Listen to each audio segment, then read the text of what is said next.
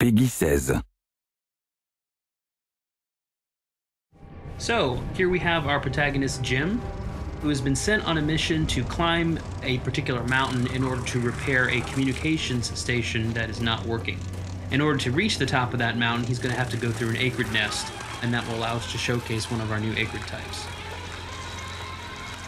Now you can see it here bursting through the spawner. This is a fire wasp, which is one of our flying acrid types. And that means that it will not only buzz around you and try to attack you at close range, it also has a long-range attack. Jim is going into cover here in order to protect against some of those long-range attacks and defeat the fire wasps here. Now he's throwing a grenade at the spawner, and we'll follow that up with some gunfire here in order to take it out, and that will allow him to move into the next area. Now we have Jim entering the main portion of the fire wasp nest, and he's going to have to continue taking out the fire wasps. One of them has grabbed him here. This is another example of what we call the struggle mode, which is present with all of these smaller acrid types. And what we really wanted to do here was present something that was not a typical QTE. You will have to bash buttons a little bit, but afterwards, as you can see here, you're actually going to have to aim that reticle, and when it turns red, Jim will attack, and that will help you finish off the enemy. Now we've jumped a section here to the top of the mountain, and Jim is going to get to the bottom of why this satellite dish has stopped functioning.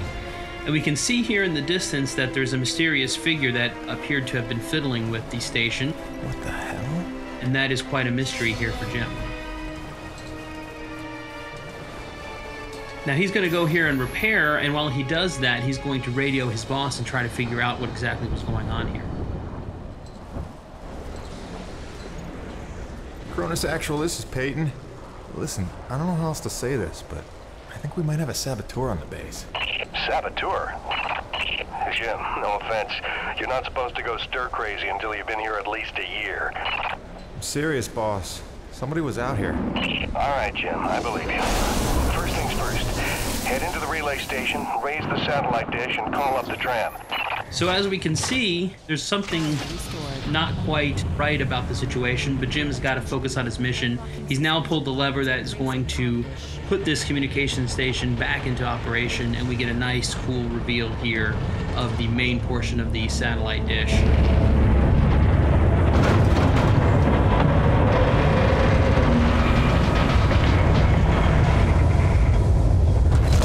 Comm dish locked and ready for transmission. Now that he has restored functionality to the communication station, Jim is going to have to call up his utility rig that he's left at the bottom of the mountain using the built-in gondola system that he's repaired along the way. And this will call his rig up to him so that he'll be able to use it to make some final adjustments, make sure that the base is able to communicate with Earth. So as we can see here, he's operating the gondola system, and that will call the utility rig back up from the mountain, and all he has to do is wait for it to arrive to complete his mission. Cronus Actual, you copy? I've got the satellite dish working, just waiting for the rig to come up. However, looks like someone's not too happy having visitors here at the top of the mountain. This is another one of our new acrid types that we're showing off here in the video. And this is the spitter, which is a Cat L, large size acrid. As you can see, it's sort of scorpion-like. And this is actually going to be one of the larger acrid types in the game. Not the biggest by far, but certainly one of the larger types. And it's going to be quite difficult for Jim to defeat on foot. It's basically a boss encounter. As you can see, you have to roll, you have to dodge in order to avoid its attacks from its tail. And it also spits venom at Jim as well. So what Jim is really doing here is he's trying to damage it and really trying to stand up against it, but he knows that his rig is on its way up, and if he can get in his rig, it's going to make this a much more even fight. And so that's definitely what Jim is looking to try to do here. Now, he's hit it enough times and done enough damage that the spitter is going to retreat to its cave. And that's actually good timing for us because it'll give us an opportunity to buy some time while the rig shows up. And we can see a little bit there from the gondola apparatus, the rig showing up here as we take out a few of these fire wasps. And sure enough, here is the rig that is shown up at the top of the mountain. And now all Jim has to do is get in it, and we're going to try to finish off the spitter that we saw a few minutes ago. Once again, when we jump into the rig in Lost Planet 3, we're back in first person. It's very important for us to sell the perspective and the scale of the rig. It is the largest vehicle we've ever had in the series. And here, Jim is going to use one of the upgrades that you get over the course of the game, which is called the winch. You start with the claw arm on the left side of the rig, and the winch allows you to basically shoot that out, and it will kill smaller enemies with a single hit, as we can see with the fire wasps. And then you can also use it to latch on to larger enemies and draw them in. Now, we can see that the spitter has shown back up. Looks like it's rested a little bit and wants to get back in the fight. So now we're going to give it something its own size to take on.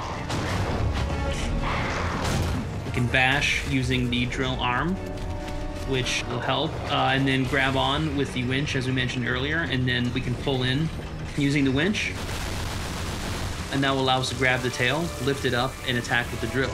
Now, important thing to note here, it's hard to tell a little bit from the video, but when you're actually playing the game, all of these things are their own unique controls. So when you grab onto the tail, you've got to use the trigger to grab, you've got to use the stick to lift the tail up, you have to use the right trigger to drill, and you have to aim the drill. So it's not a situation where the game's doing everything for you. We really want you to feel as though you're personally in control of this large rig. Now we've taken the tail off, we've bashed it into submission a little bit, and we're going to try to come in here now to finish it off. So bash it, stun it a little bit, come in, grab with the left trigger, and then we're going to use the drill here in order to finish it off, which is quite a gory and satisfying way to kill the enemies. And there we go.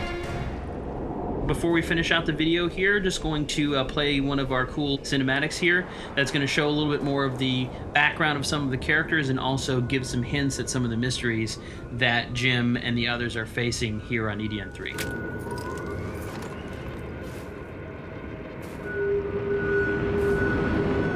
Dr. Roman? Drop your weapon. Whoa, whoa. Easy now, Doc. Who are you? Where'd you come from? I'm Jim Payton.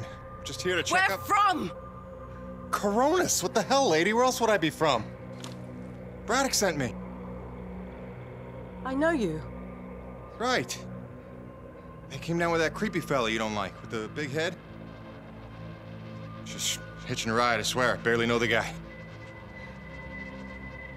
You may be done aiming things at me now?